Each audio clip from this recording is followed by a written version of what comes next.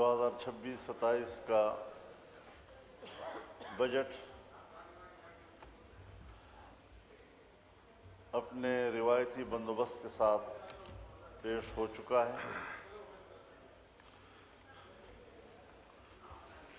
اور روایات کے مطابق حکومت اس بجٹ کو ایک کامیاب بجٹ قرار دے رہا ہے۔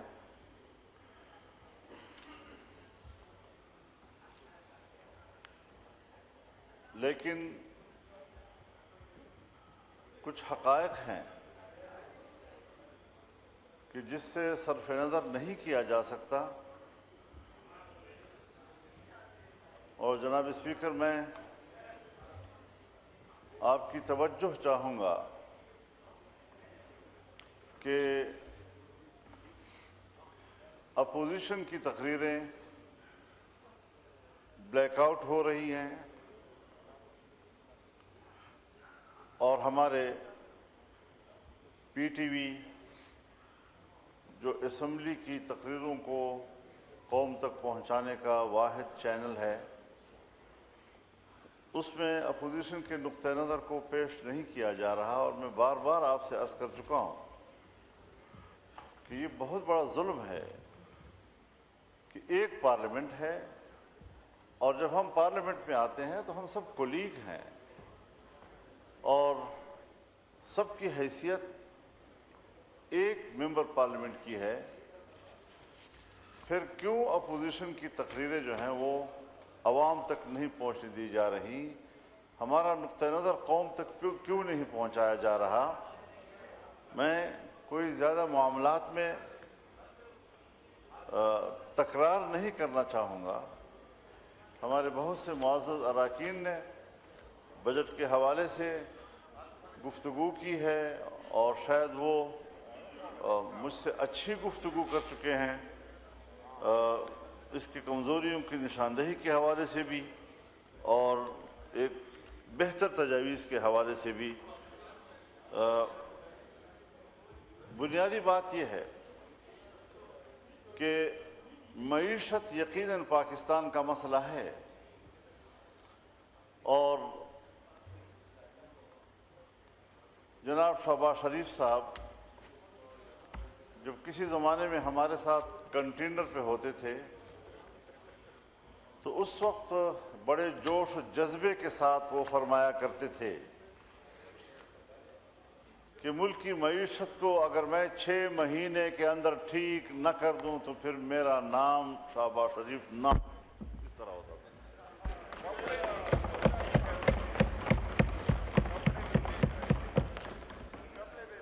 یہ سارے مناظر ہم نے دیکھے سنے ہیں۔ ہمیں اگر عمران خان سے شکوہ تھا کہ انہوں نے اپنی حکومت میں تاریخ کے سب سے بڑے قرضے لیے، آج اگر ہم ان کی پالیسیوں سے اختلاف کرتے تھے تو ہمیں اصلاحات کی طرف بڑھنا چاہیے تھا۔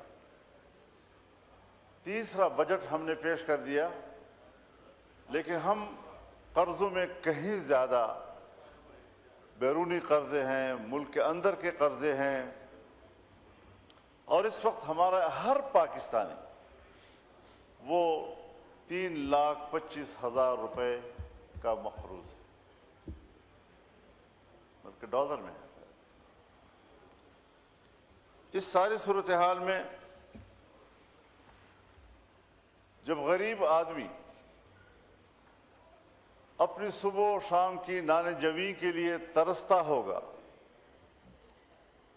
وہ اپنی تنخواہ میں گھر کا کرایہ بھی دے رہا ہے، وہ اپنی تنخواہ میں بچوں کے اسکول کی فیس بھی ادا کر رہا ہے، وہ اپنی تنخواہ میں بجلی کا بل بھی دے رہا ہے، وہ اپنی تنخواہ میں گیس کا بل بھی دے رہا ہے، اور اس کی جو ادائیگیاں ہیں اور اخراجات ہیں وہ اس کے آمدن سے بڑھ جاتے ہیں۔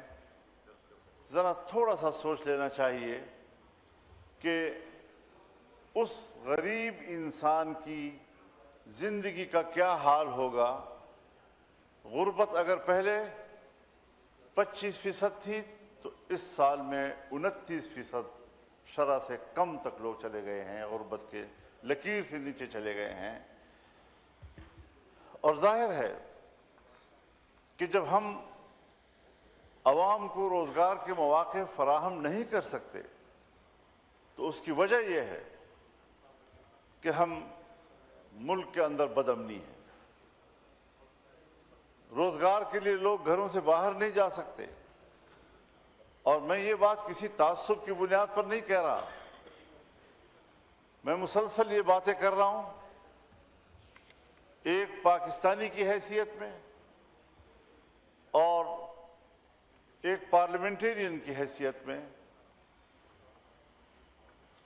کہ ملک کا امن و امان انتہائی حد تک خراب ہے۔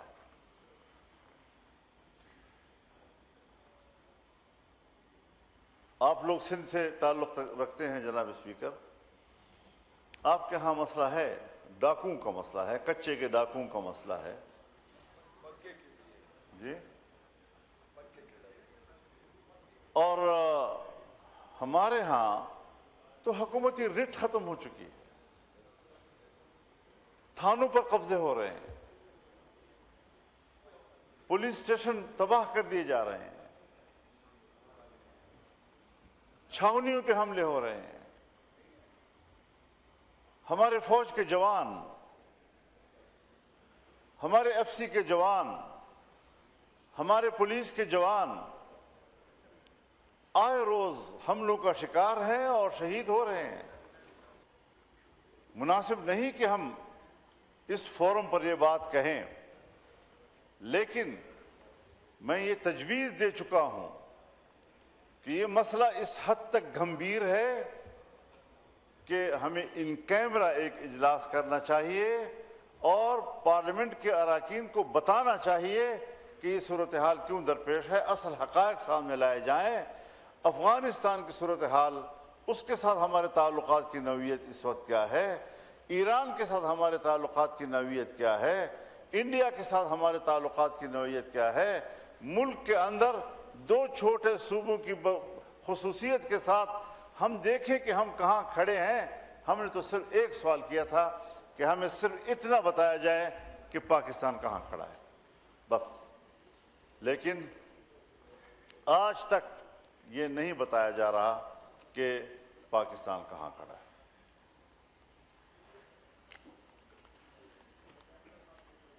اور معاملہ اب چلا گیا کشمیر کی طرف۔ وہ کشمیر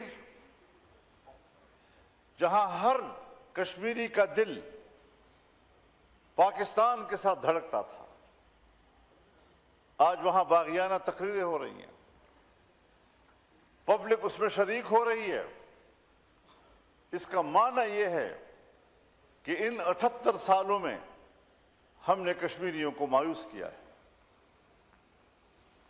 ہم نے وہاں کی ماؤں اور بہنوں کی عزتوں اور ان کے ناموس پر 78 سال صرف سیاست کی ہے، ہم نے ان کا مقدمہ نہیں لڑا ہے۔ اور آج جو صورتحال وہاں نظر آ رہی ہے یہ تشویشناک ہے۔ یہ نہیں کہ میں صرف حکومت پر تنقید کروں، میں یہ تجویز کروں گا کہ اس حوالے سے ہمیں غور و فکر کرنا چاہیے، اپوزیشن کو اس میں انوالو کرنا چاہیے، ان کیمرہ اجلاس کریں اور ہمیں بتائیں حقائق کیا ہیں۔ ان الفاظ سے کوئی مقصد حاصل نہیں ہوتا، نہ اس سے وہ فریق متاثر ہوتا ہے۔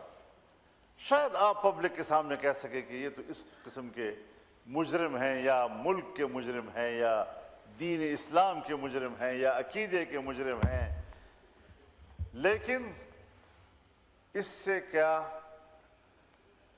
مسئلہ حل ہوتا ہے؟ ہم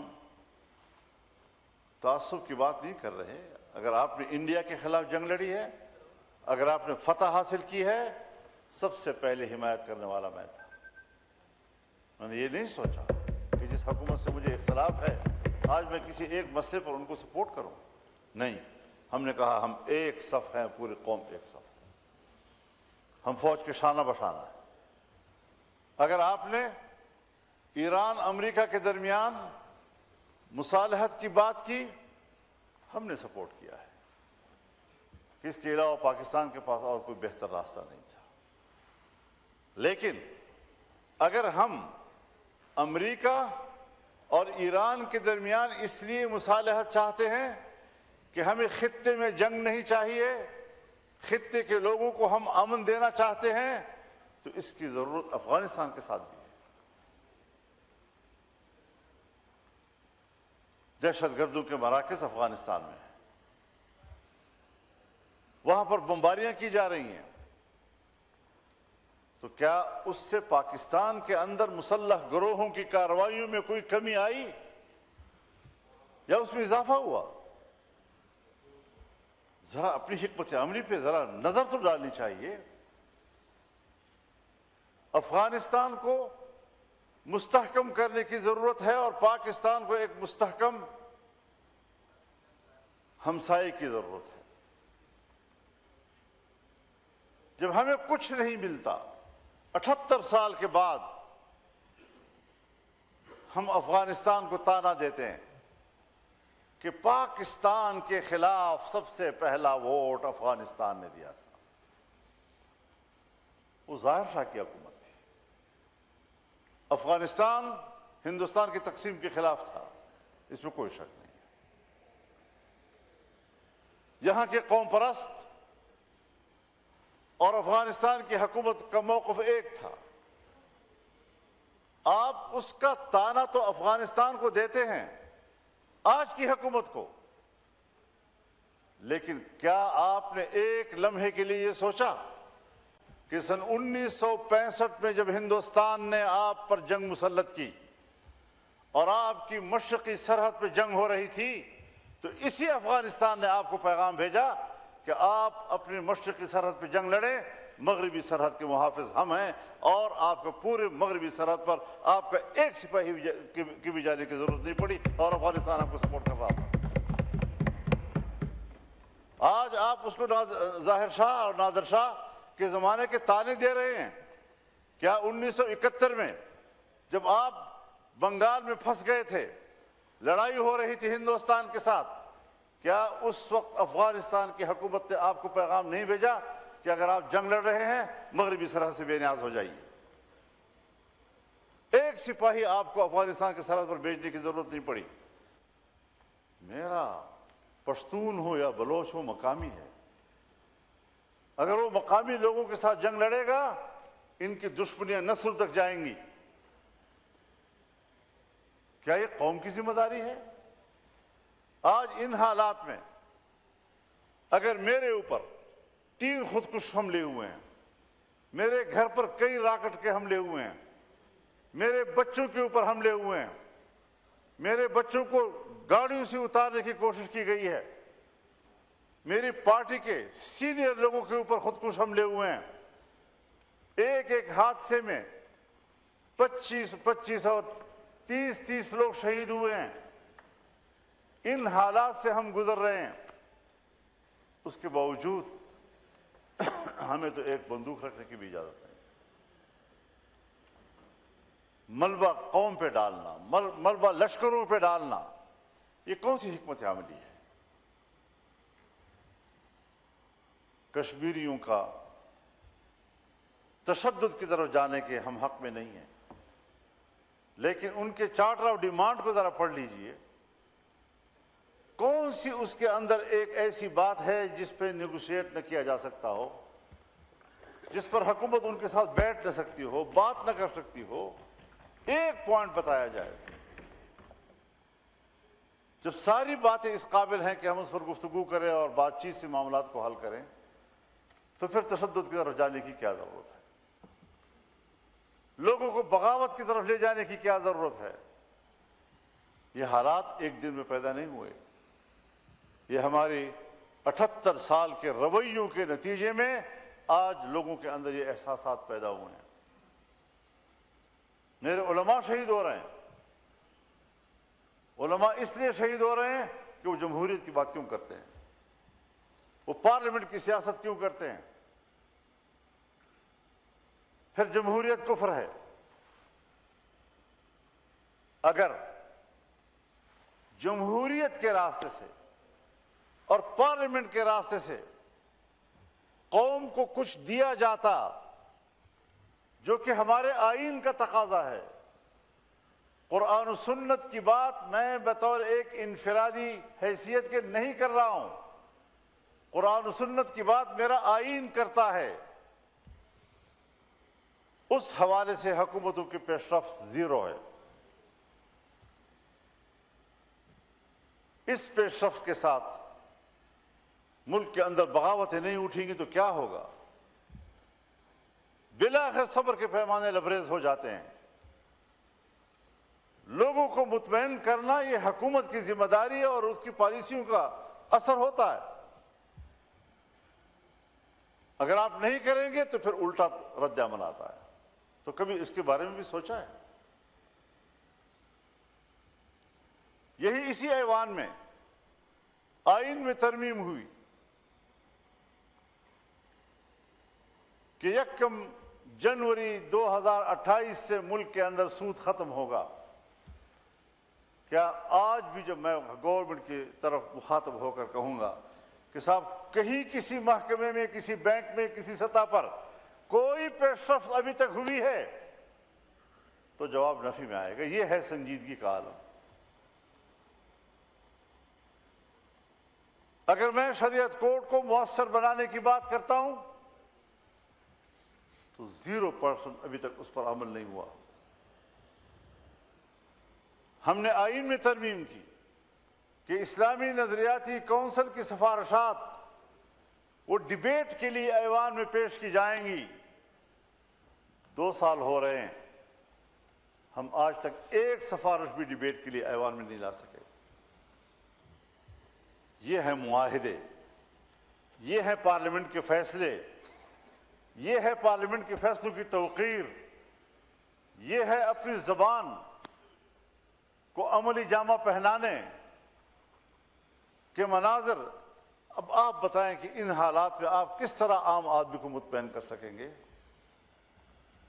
میں نے تو آپ کے ساتھ مذاکرات کیے تھے، ہم نے تو بات چیت کی تھی، کوئی ڈنڈے تو نہیں اٹھائے تھے، کوئی ہنگامے تو نہیں کیے تھے، اور مذاکرات میں آپ نے جو کچھ تسلیم کیا، 26ویں ترمیم میں جو کچھ آپ نے تسلیم کیا، 27ویں ترمیم میں اس سب کو چاٹ لیا واپس۔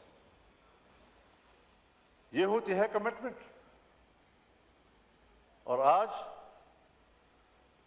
28ویں ترمیم کی باتیں ہو رہی ہیں۔ کیا حاصل کرنا چاہتے ہیں؟ 18ویں ترمیم کو واپس کرنے کی باتیں ہو رہی ہیں، افواہیں ہیں، ابھی تک کوئی چیز منظر عام پہ نہیں آئی، لیکن باتیں ہو رہی ہیں، اور باتیں بلا وجہ نہیں ہوتی۔ اسی لیے میں سوچتا ہوں کہ جہاں میں حکومت کو متوجہ کرنا چاہتا ہوں جناب اسپیکر آپ کی وساطت سے، وہاں میں خاص طور پر پاکستان پیپلز پارٹی کو متوجہ کرنا چاہتا ہوں کہ سن 1973 کا آئین یہ پاکستان پیپلز پارٹی کے قائد ذوالفقار علی بھٹو شہید نے دیا تھا۔ میرے والد نے اس پہ دستخط کیے تھے، خان عبد الولی خان نے اس پہ دستخط کیے تھے، غوث بخش بزنجو نے اس پر دستخط کیے تھے، چھوٹے صوبوں نے اس کو قبول کیا تھا۔ کیا حشر کیا گیا اس کا؟ اور پھر پاکستان پیپلز پارٹی کی حکومت تھی جب 18ویں ترمیم کے لیے پارلیمنٹ کی کمیٹی بنی، 9 مہینے ہم بیٹھے رہے، اور 9 مہینے کے بعد ہم نے آئین کی اصلاح کی۔ 100% نہ صحیح، لیکن بہت حد تک ہو گئی۔ ہم نے صوبوں کو حقوق دیے، NFC ایکٹ ہوا جس پہ طے ہوا آئین کے اندر کہ NFC کے حصص میں صوبوں کے حصوں میں اضافہ تو کیا جا سکے گا لیکن کمی نہیں کی جا سکے گی۔ آج صوبے کا حق ہماری حکومت کے لیے گلے کی ہڈی بن گئی ہے۔ غریب صوبے کو آپ اگر حق دینا چاہتے ہیں تو اس کے لیے صوبوں کو توڑو۔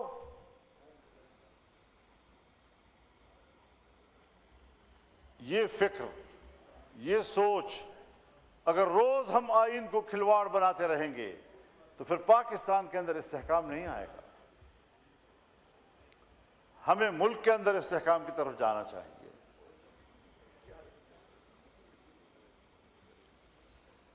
امن و امان کیسے لایا جائے؟ کیا صرف طاقت ہی اس کا مسئلہ ہے؟ افغانستان کے ساتھ معاملات میں خود جا چکا ہوں وہاں، اور پاکستانی نظام کی کو اعتماد میں لے کر گیا ہوں۔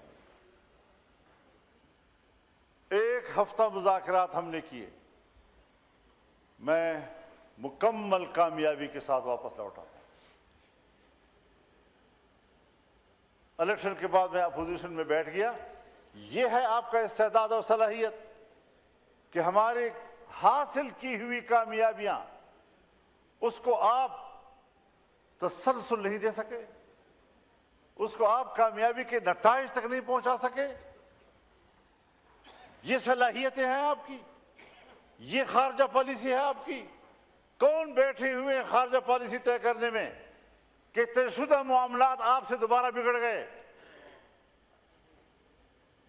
اگر آپ ملک کو نہیں چلا سکتے تو ہم تو پہلے سے کہہ رہے ہیں کہ آپ عوام کے نمائندے نہیں ہیں۔ سو جب آپ عوام کے نمائندے نہیں ہیں، آپ کے اندر خود اعتمادی آ بھی نہیں سکے۔ ذرا سوچئے، تعلقات کی جو نوعیت اور تعلقات میں کشیدگی کی جو نوعیت آج حکومتی پارٹیوں اور پی ٹی آئی کے درمیان نظر آ رہی ہے، یہ کوئی میرے لیے آج پہلا منظر نہیں ہے۔ خواجہ آصف صاحب میرے محترم ہیں، میرے بڑے ہیں، مجھ سے عمر میں بھی بڑے ہیں، میں احترام کرتا ہوں، یہ سب کچھ خود جانتے ہیں۔ پرویز اشرف صاحب بیٹھے ہوئے ہیں، میرے لیے قابل احترام ہیں۔ یہ سارے مناظر انہوں نے دیکھے ہیں۔ جو کشیدگی کی نوعیت اور ایک دوسرے کے خلاف رویوں کی جو انتہا پسندی ہے، یہ مناظر ہم نے مسلم لیگ اور پیپلز پارٹی کے بیچ میں نہیں دیکھے تھے، میاں نواز شریف اور بے نظیر بھٹو کے درمیان ہم نے نہیں دیکھے تھے۔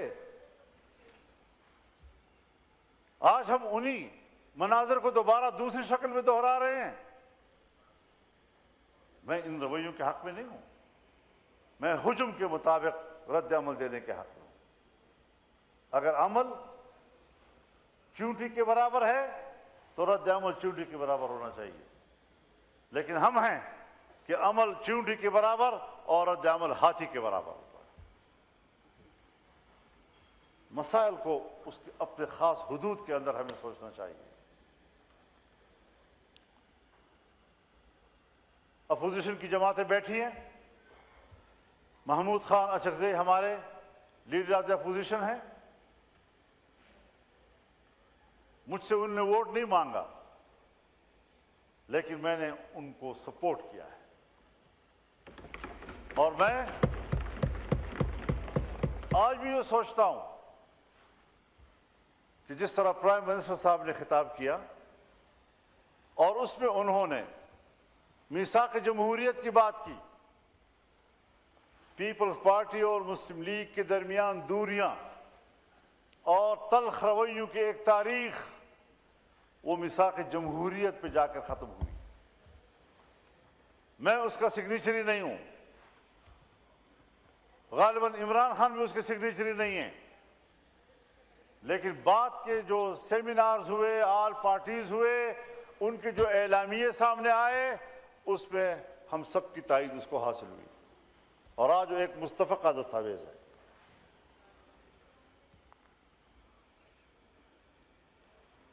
ہم نے جو عہد کیا تھا، ہم نے جو میثاق کیا تھا کہ ہم اختلاف رائے کریں گے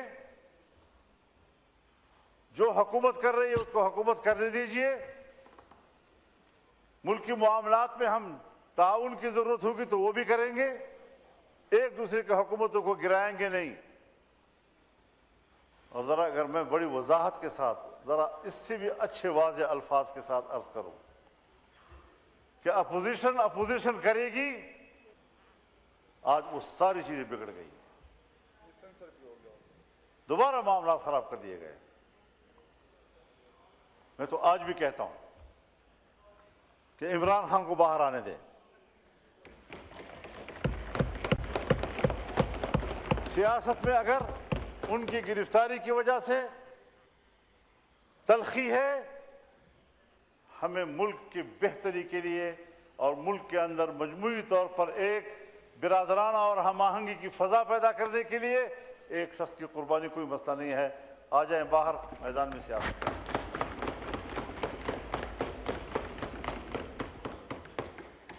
مجھے لوگ پوچھتے ہیں آپ عمران خان پر بہت تنقید کرتے تھے, آج کل کیوں نہیں کر رہے؟ میں نے کہا یہ میرا مزاج نہیں مانتا کہ میرا مخالف جیل میں ہو, اس کے ہاتھ پاؤں بندی ہوئے اور میں کھل کر ان پر تنقید کرتا رہا ہوں. آؤ وہ بھی باہر آئیں گے, وہ بھی بات کریں گے, ہم بھی بات کریں گے, کوئی ایسا مسئلہ نہیں ہے, آداب کے اندر کریں گے. یہی تعلقات میں حزب اختلاف اور حکومت کی بھی چاہتا ہوں. میثاق جمہوریت کی طرف آئیں, ہم دوبارہ چلیں, اور اس کے لیے یقیناً اپوزیشن کو بھی مشورہ کرنا ہوگا. وزیر اعظم نے اگر کوئی بات کی ہے, لیکن کچھ تو معاملات کے حل کے لیے ہمیں بتایا جائے کہ پاکستان کہاں کھڑا ہے اور کر کیا رہے ہیں آپ لوگ. اگر آپ کو یہ خطرہ ہے کہ ان کیمرے میٹنگ ہوگی اور پی ٹی آئی والے کوئی ہنگامہ کریں گے, میں اس floor per P T I والوں کی ضمانت خود لیتا ہوں, وہ کوئی ہنگامہ نہیں کریں گے. وہ سنیں گے بات. مولانا صاحب گزارش ہے کہ 10 منٹ کا ٹائم ہوتا ہے ہر ممبر کا, آپ آدھا گھنٹہ آپ نہ سکھائیں پلیز. آپ نہ سکھائیں پلیز, آپ چیئر کو ڈائریکشن نہ دیں. تو گزارش صرف یہ ہے کہ اور کتنا بولیں گے آپ. خٹک صاحب تشریف رکھیں پلیز, اس طرح نہ کریں. جی کتنا بولیں گے مولانا صاحب؟ آدھا گھنٹہ. بولنے کو تو حضرت اتنے درد ہیں کہ ہر درد کے لیے 1 گھنٹہ چاہیے. اور اب میں آپ کے اوپر جب ایک بوجھ آ گیا, ایک دباؤ آ گیا, تو مجھے آپ کے درد کا بھی احساس ہے. مجھے یہ بھی معلوم ہے کہ یہ درد آپ کا اکیلا نہیں ہے, یہ درد کہیں سے آ جاتا ہے.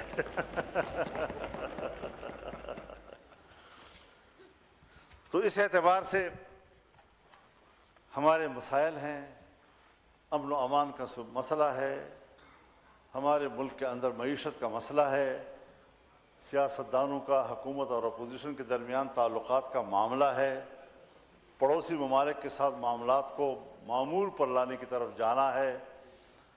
اگر میں پی ٹی آئی کے ساتھ شدید اختلافات کے باوجود اس پارٹی کے ساتھ اپنے تعلقات کو معمول پر لانے کے لیے سفر شروع کیا, اور کافی سفر میں نے کیا ہے, تو آپ بھی اپنے پڑوسی ممالک کے ساتھ تعلقات کو معمول پر لانے کے لیے سفر شروع کریں. تلخی اور شدت سے کچھ حاصل نہیں ہوگا. جی یہ شکر ہے کہ ہم باہر ایک دوسرے سے مل رہے ہیں. تو اس حوالے سے صورتحال کو بہتر بنانے کے لیے ہمیں, اور یہ بھی میں ایک بات عرض کروں کہ یہ ایک واحد بجٹ اجلاس ہوتا ہے. جناب اسپیکر, یہ ایک بجٹ اجلاس ہی ہوتا ہے کہ جس میں ہمیشہ کہا جاتا ہے کہ آسمان تلے آپ جو چاہیں کہہ سکتے ہیں. اگر یہاں پر بھی قدغنیں لگ جائیں کہ 5 منٹ بولنا ہے اور 10 منٹ بولنا ہے اور 10 منٹ بولنا ہے اور 5 منٹ بولنا ہے, تو پھر تو ہم ملک کے مسائل پہ بحث نہیں کر سکیں گے. تو تشدد کے راستے چھوڑ دینے چاہیے. محبت گولیوں سے بو رہے ہو, وطن کا چہرہ خون سے دھو رہے ہو, گمان تم کو کہ رستہ کٹ رہا ہے، یقین مجھ کو کہ منزل کھو رہے ہیں۔